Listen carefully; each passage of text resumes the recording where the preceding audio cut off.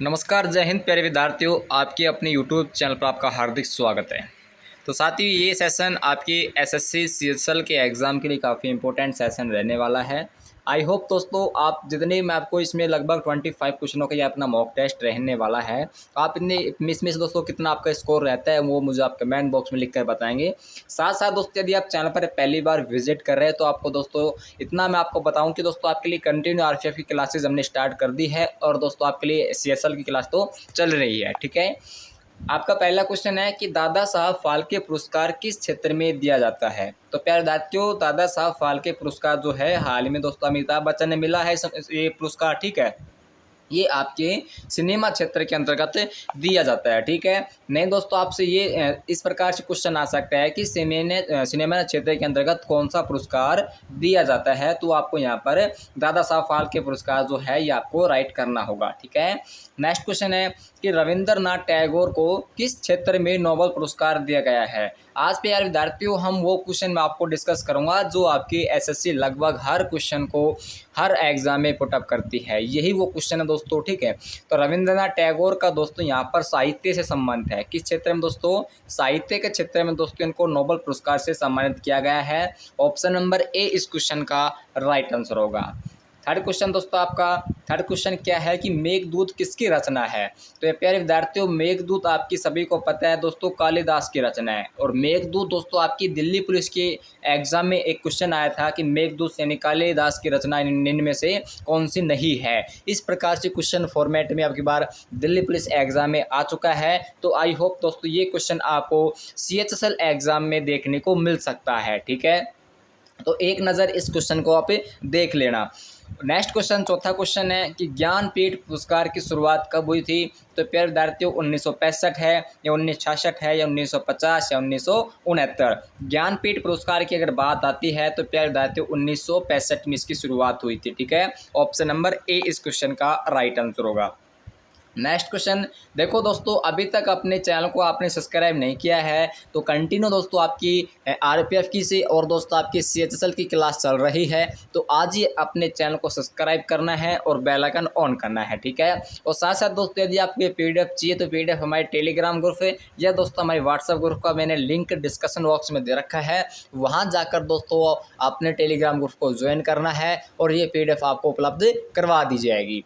Next question दोस्तों आपका पांचवा क्वेश्चन है कि भारत की पहली मुख्य जल चलचित्र आपसे पूछा है कि कौन सी है। तो राजा हरिश्चंद्र यदि आपने देखा है तो ये आपकी भारत की पहली मुख्य चलचित्र कौन सी दोस्तों? ये आपकी राजा हरिश्चंद्र है। छठा क्वेश्चन है कि जावा और सुमात्रा किस देश की प्रसिद्ध द्वीप है। ये देश तो आपको है इंडोनेशिया के। किसके दोस्तों? इंडोनेशिया की आपकी प्रसिद्ध द्वीप है। ठीक है, ऑप्शन नंबर ए इस क्वेश्चन का करेक्ट आंसर होगा। नेक्स्ट क्वेश्चन दोस्तों आपका कि अफ्रीकन गांधी किसे कहा जाता है। तो प्यारे विद्यार्थियों, अफ्रीकन गांधी बिस्मिल्लाह खान को या दोस्तों अब्दुल गफ्फार खान या आपका एडमिरल हिलेरी या दोस्तों आपकी नेशनल मंडेला। तो प्यारे विद्यार्थियों, नेशनल मंडेला को आपका अफ्रीकन गांधी कहा जाता है। ठीक है, ऑप्शन नंबर ए इस क्वेश्चन का राइट आंसर होगा। नेक्स्ट क्वेश्चन आपका आठवां क्वेश्चन है कि किस कवि को आदि कवि के नाम से जाना जाता है। तो प्यारे विद्यार्थियों, आदि कवि कौन है इनमें से?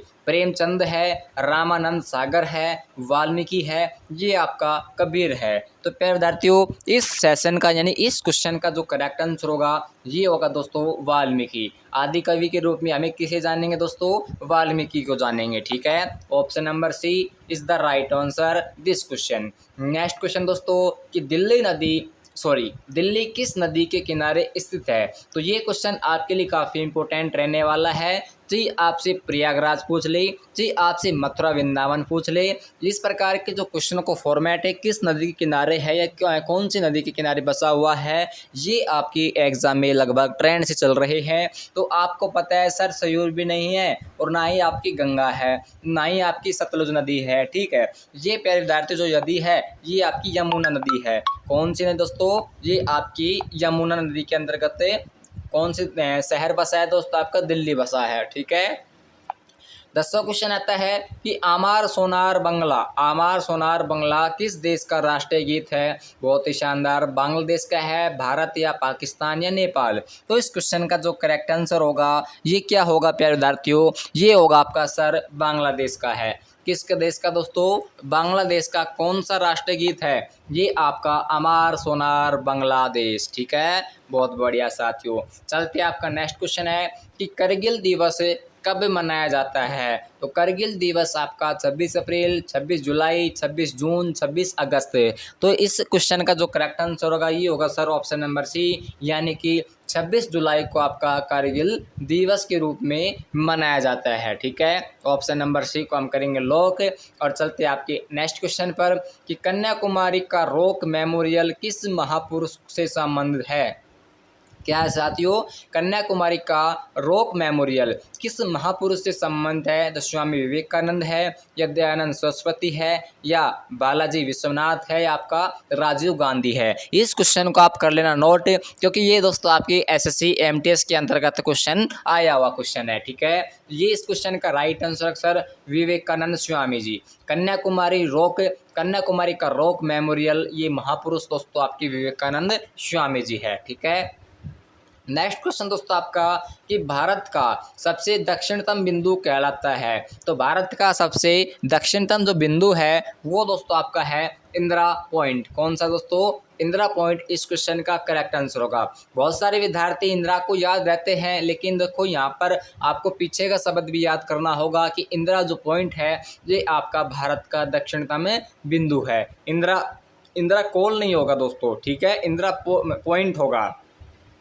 नेक्स्ट क्वेश्चन है कि कौन सा द्वीप मोतियों का द्वीप कहलाता है? तो मोतियों का द्वीप दोस्तों कौन सा है? फिनलैंड है, नीदरलैंड है, दमन व द्वीप है, या बहरीन है? तो प्यारे विद्यार्थी जो मोती का द्वीप है ये आपका बहरीन है। कौन सा देश है दोस्तों? ये द्वीप है आपका ये बहरीन है। ठीक है, ऑप्शन नंबर ए आपका राइट आंसर होगा। चलते दोस्तों आपका नेक्स्ट क्वेश्चन है कि भारत का सबसे दक्षिणतम बिंदु मैंने आपको बता दिया है कि सर इंदिरा पॉइंट है, और आपका मोतियों का द्वीप आपका कौन है? ये बहरीन है। ठीक है, नेशनल डिफेंस एकेडमी कहाँ पर है? तो ये क्वेश्चन आपके लिए काफ़ी इंपॉर्टेंट है सर। नेशनल डिफेंस एकेडमी प्यारे विद्यार्थियों आपके खड़कवासला में, कहाँ पर दोस्तों? खड़कवासला में स्थित है। ठीक है, ऑप्शन नंबर डी इस क्वेश्चन का राइट आंसर होगा। देखो विद्यार्थियों, अभी तक आपने हमारे चैनल को सब्सक्राइब नहीं किया है तो इसी प्रकार के कंटेंट के साथ जुड़े रहने के लिए दोस्तों आज ही अपने चैनल को सब्सक्राइब करना